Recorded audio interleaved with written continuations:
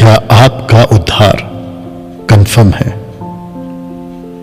दोस्तों, मैं डैनियल राज आप सभी का इस वीडियो को देखने के लिए बहुत बहुत स्वागत करता हूं। दोस्तों, परमेश्वर की ओर से, परमेश्वर की आत्मा की अगुवाई से यह वीडियो मैं इस वक्त बना रहा हूं। इस वीडियो में आपके जीवन से संबंधित कुछ बातें रखी जाएंगी। आप जानते हैं, एक बहुत बड़े आशा के साथ, एक बड़े होप के साथ आप अपना मसीह जीवन देश व विदेश में आप जी रहे हैं। और वो होप और वो आशा ये है कि जिस दिन आप इस दुनिया से रुखसत होंगे, यानी आपकी आत्मा जब आपके शरीर को छोड़कर जा चुकी होगी, एक निश्चिंतता के साथ, कंफर्मेशन के साथ, आप जो खुद से अभी एक सांत्वना देकर मसीह जीवन जी रहे हैं 10 साल, 20 साल, 40 साल से या कुछ महीनों से, और आप ये कह रहे हैं कि मैं अपना अनंत काल का जीवन यानी कि सैल्वेशन पाकर अपने परमेश्वर पिता के साथ बिताऊंगा। मैं चाहता हूं सबसे पहले आप खुद से ये 11 सवाल पूछें। क्या आप इस 11 सवाल के लिए तैयार हैं? दोस्तों, पहला सवाल यह है, क्या आप अभी भी झूठ बोलते हैं? अगर आप अभी भी झूठ बोलते हैं और आप इस आशा के साथ अपना जीवन जी रहे हैं, झूठ बोलते हुए कि मेरा तो उद्धार हो चुका है और मैं कंफर्म हूं कि मैं अपना अनंत काल का जीवन पिता के साथ बिताऊंगा, तो मेरे दोस्त, मेरे भाई, मेरी बहन, girls and boys, ladies and gentleman, मुझे आपको यह बताने दीजिए कि आप एक धोखे का जीवन जी रहे हैं। क्योंकि जो झूठ का जीवन जी रहा है वो कभी भी परमेश्वर का बेटा, बेटी, दास, दासी नहीं बन पाएगा। दूसरे शब्दों में, वो अपना उद्धार खो चुका होगा। आप जब इस वीडियो को देख रहे हैं, और यह पहला ही सवाल, क्योंकि झूठ बोलना, आप जब अविश्वासी थे ना, यह आपका स्वभाव था। बात बात पर झूठ बोलना, हर बात पे झूठ बोलना, और झूठ के सहारे आपने न जाने कितने सारे अपने काम करवा लिए या कर लिए। लेकिन मसीह बनने के बाद आप ये झूठ का सहारा नहीं ले सकते। झूठ झूठ होता है, वो चाहे छोटा हो या बड़ा।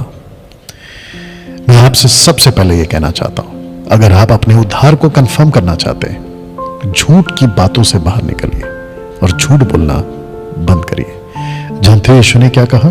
उन्होंने कहा, तुम्हारी बात हां की हां और ना की ना हो, क्योंकि जो इससे ज्यादा होता है ना, वो पाप होता है। दोस्तों, सवाल नंबर 2 आपके बीच में रखने जा रहा हूं। Are you ready for this? सवाल नंबर 2, क्या आप अभी भी गालियां देते हैं? जी हां, मैं जानता हूं कि बहुत सारे मसीह भाई बहन, पूरे विश्व की बात कर रहा हूं, गालियां आपके मुंह से निकल पड़ती है।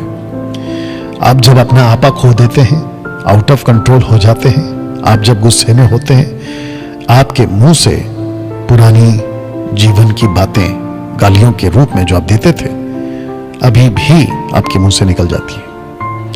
और दूसरी तरफ आप कह रहे हैं कि मेरा उद्धार कंफर्म है। यह सवाल नंबर 2 आपको खुद से पूछना है।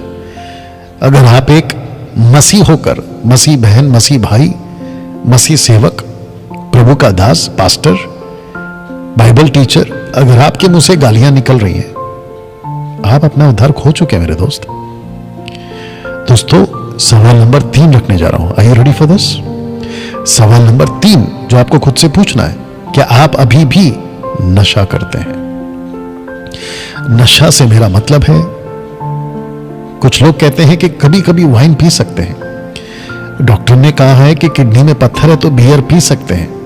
मैं कभी कभी सिगरेट पी लेता हूं। बहुत ज्यादा टेंशन होता है तो मैं कभी कभी गुटखा, तंबाकू का सेवन कर लेता हूं। मेरे दोस्त, अगर आप अभी भी ये चीज का सेवन यानी कि नशे के आदी हैं, आप फिर भूल जाइए कि आपका उद्धार हो चुका है। आपका उद्धार नहीं हुआ है मेरे दोस्त। दूसरे शब्दों में, आप अपना उद्धार खो चुके हैं इन वजहों से, क्योंकि परमेश्वर ने आपको जो मुक्ति दी है ना पापों से, सैल्वेशन, उद्धार, मोक्ष, वो इसी बेस पे दी है कि आप उसके पद चिन्ह पर चलोगे, उसके तरीके से चलोगे। अगर आप उसके तरीके से नहीं चल रहे हो तो आप अपना उद्धार खो चुके हो। दोस्तों, आपके बीच सवाल नंबर 4 रखने जा रहा हूं। Are you ready for this? सवाल नंबर 4, क्या आप अभी भी पॉर्न वीडियोस देखते हैं? Young girls and young boys, और वो सभी शादीशुदा पुरुष और स्त्री, और वो सभी सेवक जो परमेश्वर की सेविकाई करते हैं। अगर आपके हाथ ये वीडियो अभी मेरी लग चुकी है और आप अभी देख रहे हैं, मैं आपको बड़े कड़क शब्दों में, कठोर शब्दों में, बड़ी सख्ती के साथ आपको ये वार्न करना चाहता हूं। अगर आप पॉर्न वीडियोस देख रहे हैं, आप अपना अनंत काल का जीवन नरक में बिताओगे, क्योंकि चलचित्र के द्वारा, यानी कि किसी वीडियो के माध्यम से किसी दूसरे बहन या पुरुष के शरीर को देखना गुनाह है, पाप है। और इसकी आदत या लत आपको अविश्वासी जीवन में लग चुकी थी। आपने उसी शर्त पे कहा था, प्रभु मैं अब से पाप से तौबा करता हूं और आपको अपना उद्धारकर्ता स्वीकार करता हूं। और आपने प्रभु से कहा था कि मैं इन सब बातों से अलग रहूंगा, दूर रहूंगा। लेकिन अब क्या हो गया? ये आदत पॉर्न वीडियोस की और उसको देखने की लत आपके अंदर वापस कैसे आ गई?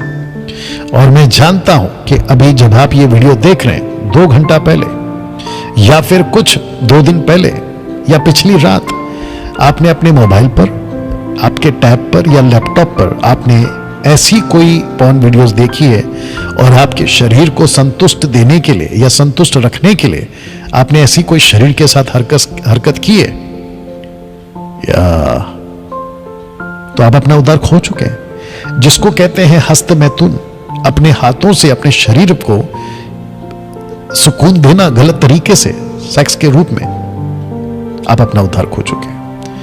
मैं आप सभी को कहना चाहता हूं, आप अभी के अभी इन बातों से तौबा करिए।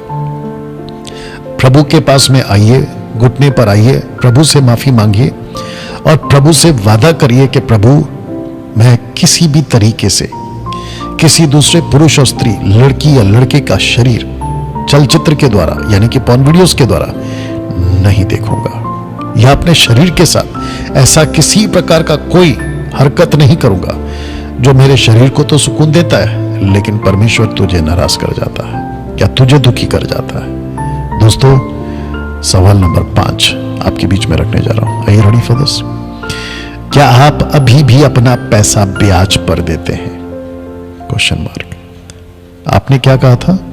मैं कंफर्म हूं मेरे उद्धार को लेकर। अगर आप ब्याज पर पैसा दे रहे हैं, आप पाप कर रहे हैं, क्योंकि गलत तरीके से पैसे कमाना और धनी होना यह गलत है।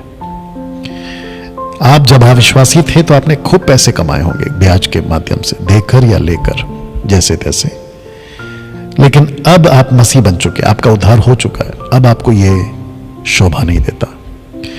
जक्कई कहता है कि अगर मैंने किसी का 1 लिया था तो मैं 4 लौटा दूंगा। जानते क्यों? क्योंकि वो समझ चुका था कि पैसा, गलत तरीके से कमाया हुआ पैसा परमेश्वर को या परमेश्वर की नजर में सही नहीं है। अभी के अभी अगर आपने किसी को दबाव, लालच तरीके से पैसे कमाकर आप अमीर बन चुके हैं, बन रहे हैं, मैं चाहता हूं कि गलत तरीके से कमाया पैसा जिसका आपने गलत तरीके से लेकर खुद रख लिया, लौटा दीजिए। परमेश्वर आपको अनंत काल के जीवन में पैसे के रूप में बहुत आशीष देगा। सवाल नंबर 6 आपके बीच में रखने जा रहा हूं। Are you ready for this? क्या आप अभी भी, आपका स्वभाव झगड़ालू है? क्या आप अभी भी आपका स्वभाव झगड़ालू है? दूसरे शब्दों में, आप मसीह बन चुके हैं, आप जब सड़कों पे निकलते हैं तो क्या आप झगड़ालू हैं? आप जब शॉपिंग करते हैं तो क्या आप झगड़ालू हैं? आप जब चर्च में होते हैं क्या आपस में झगड़ते हैं? आप सिस्टर्स, जब आप शॉपिंग पे जाती हैं सब्जी वालों के पास, क्या वहां झगड़ा करती हैं लोगों से, सब्जी वालों से? आप जो सोसाइटीज में रहते हैं, बड़े बड़े सोसाइटीज में रहते हैं, लिफ्टमैन, वॉचमैन, पेपर वाला, दूध वाला, धोबी, इन सभी से, आपके घर पर जो काम करने वाली आया, सर्वेंट्स, क्या उनसे आप झगड़ा करते हैं? और आपने अभी क्या कहा था कि मेरा तो उद्धार हो चुका है, और मैं कंफर्म हूं अगर आप झगड़ालू हैं, आपका उद्धार नहीं हुआ है अभी भी। दूसरे शब्दों में, आप उद्धार से वंचित हो गए हो। तौबा करिए, अपने गुनाहों से माफी मांगिए, लौटकर प्रभु के पास में आइए और अपने स्वभाव को प्रेमी बनाइए, क्योंकि जो प्रेम करता है वो परमेश्वर से उत्पन्न हुआ है। याद रखिएगा इस बात को। सवाल नंबर 7 रखने जा रहा हूं दोस्तों। सवाल नंबर 7 है, क्या आप अभी भी लालच का जीवन जी रहे हैं? पैसे का लालच, किसी के घर का लालच, किसी की जमीन का लालच, किसी के शरीर का लालच, लड़का लड़की का लालच, लड़की लड़का का लालच, पुरुष स्त्री का, स्त्री पुरुष का, आप किसी के प्रॉपर्टी का लालच, यहां तक कि आपस में भाई भाई का प्रॉपर्टी का लालच, कलीसिया में लालच, बाहर लालच, नौकरी का लालच, किसी को धोखा देकर किसी की पैसे को ले लेने का लालच। आप पार्टनर हैं, धोखा दे दिया लालच में आकर, और फिर आप कहते हो कि मेरा उद्धार कंफर्म है। जी नहीं दोस्तों, इन बातों से बाहर निकलिए और अपने उद्धार को बचाइए, अपने उद्धार को सुरक्षित करिए। सवाल नंबर 8 आपके बीच में रखने जा रहा हूं। सवाल नंबर 8 यह है दोस्तों, क्या आप अभी भी शादी के पहले जो शारीरिक संबंध रखते थे, क्या आप अभी भी रखते हैं?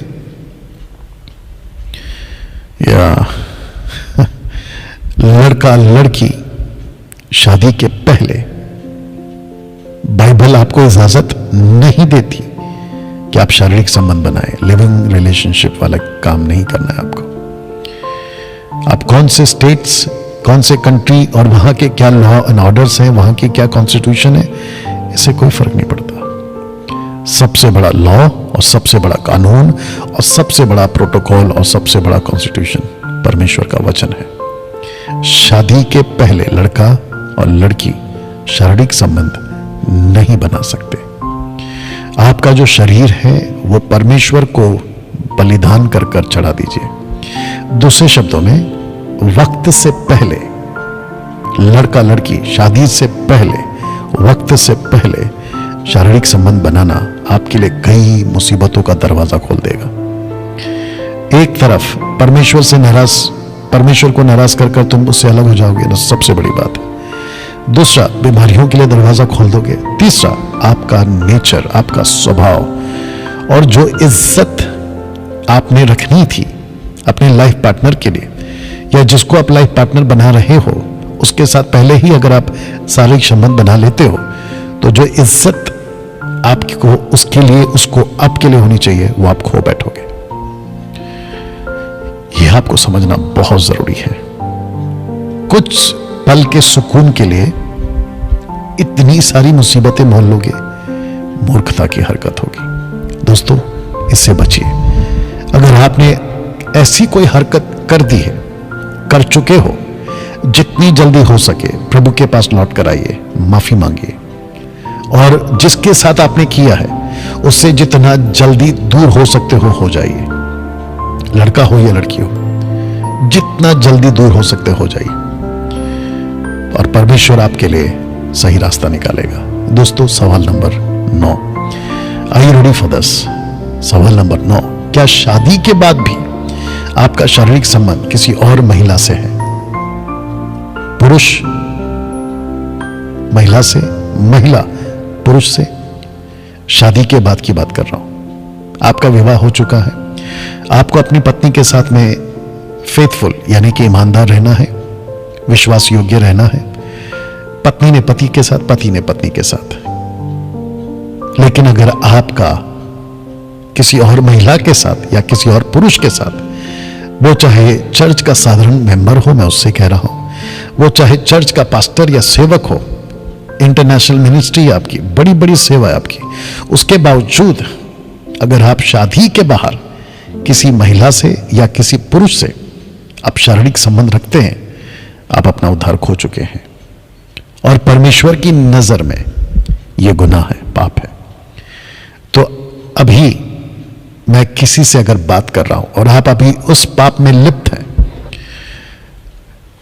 8वां सवाल जो पूछा था ना, अगर आप इसमें लिप्त है, जवान हो, अगर आप इसमें लिप्त हैं और अभी जो शादीशुदा आप इसमें लिप्त हैं, परमेश्वर के पास में माफी मांगिए, लौट कर आइए, नहीं तो आप अपना अनंत काल का जीवन, जिसको कहते हैं सैल्वेशन, उद्धार, आप खो चुके हैं या खो बैठोगे। दोस्तों, सवाल नंबर 10 रखने जा रहा हूं। क्या आप अभी भी मूर्ति पूजा करते हैं? मूर्ति पूजा परमेश्वर की नजर में बहुत बड़ा पाप है। परमेश्वर बिल्कुल बर्दाश्त नहीं करता इसको। जानते क्यों?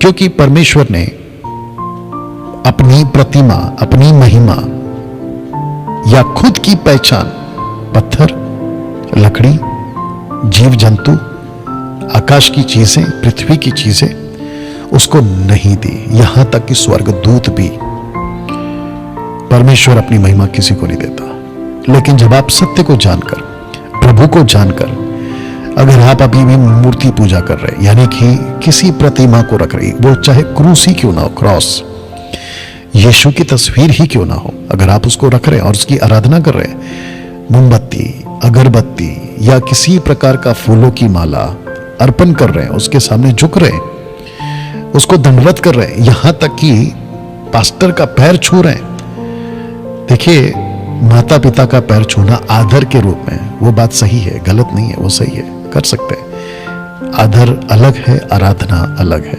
रिस्पेक्ट एंड वर्शिप में फर्क है। अगर कोई सेवक होकर, पास्टर होकर अगर कहता है कि मेरे पैर छुओ, या उसको इजाजत देता है, तो यह मूर्ति पूजा है। आप मूर्ति पूजा कर रहे हो और वो मूर्ति पूजा करवा रहा है, दोनों भी गलत है। क्योंकि प्रकाशित वाक्य 19:10 में जब यूहन्ना ने स्वर्गदूत को पैर छुए, तो स्वर्गदूत ने उसको साफ शब्दों में डांटा या रोका, कहा नहीं करना, मैं भी तेरी तरह हूं। अगर किसी के पैर छूना है तो सिर्फ और सिर्फ, किसी को दंडवत करना है तो सिर्फ और सिर्फ परमेश्वर को।